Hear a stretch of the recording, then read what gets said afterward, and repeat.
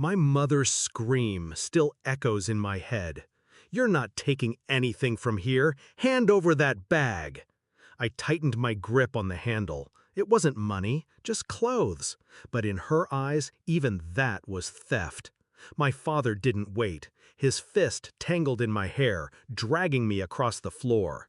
My knees scraped tile. My sister watched from the staircase, her lips curled in triumph. They shoved me out the door like I was nothing, a child exiled from the empire I'd been born into. But before I left, I turned back. "You'll regret this," I told them, and I meant every word. It wasn't always this way. I used to believe in them, my parents, the house, the idea of family. As a child, I defended them to anyone who whispered about their favoritism. "They love us equally," I'd insist. Even when they gave my sister the larger room, the better gifts, the praise I worked twice as hard for. I thought it was my fault, that if I was better, louder, brighter, they'd see me.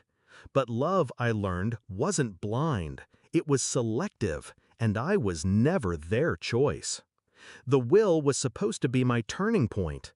10 million left by my grandfather. Finally, recognition that I wasn't invisible. But when the lawyer read the papers, my parents didn't flinch. They signed over my inheritance to my sister without hesitation, calling it what's best for the family.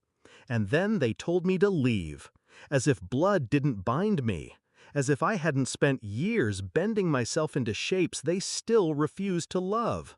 That day, as I packed my bag, I realized the truth. I wasn't family. I was fuel.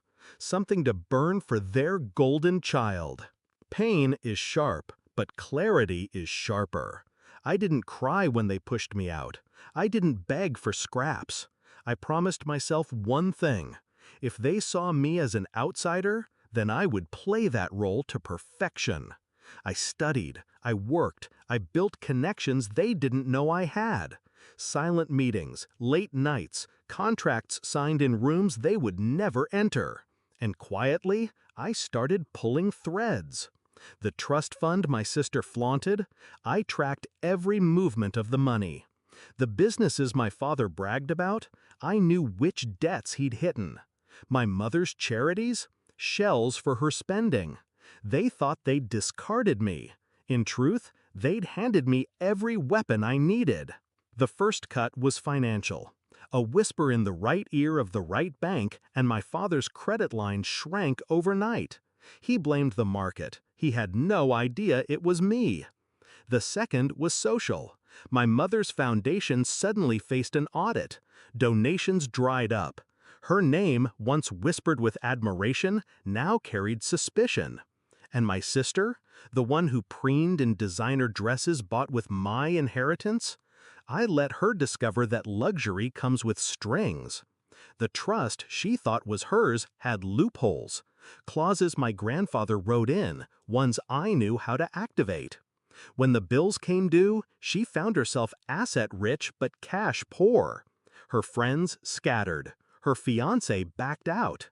Piece by piece, I dismantled the throne they built her on. The confrontation came not in anger, but in silence. Another family dinner. Their table, their house. They invited me back, perhaps thinking I'd forgotten, perhaps thinking they could still control me. I sat across from them, calm, while they circled me like predators losing teeth. My father demanded to know if I'd interfered with his business. My mother hissed that I'd ruined her reputation. My sister spat accusations, calling me a leech, a vulture. I listened. I let them claw. And then I spoke. "You remember the night you dragged me out of this house?" I asked softly. They froze. "You told me I had nothing, that I was nothing." I leaned forward. "But here's the truth.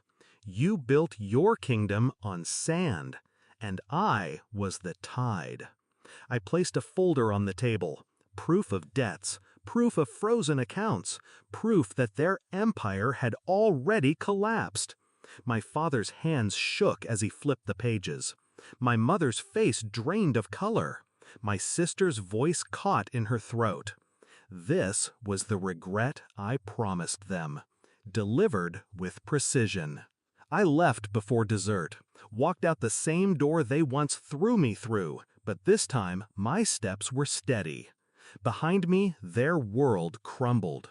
The wealth they stole, the power they flaunted, the favoritism they weaponized, it was all dust now. I didn't need their house. I didn't need their approval. I had something sharper: control. And as I looked back one last time, I smiled. They thought throwing me out would erase me. They never realized it would set me free. What happened next wasn't rage, it was justice.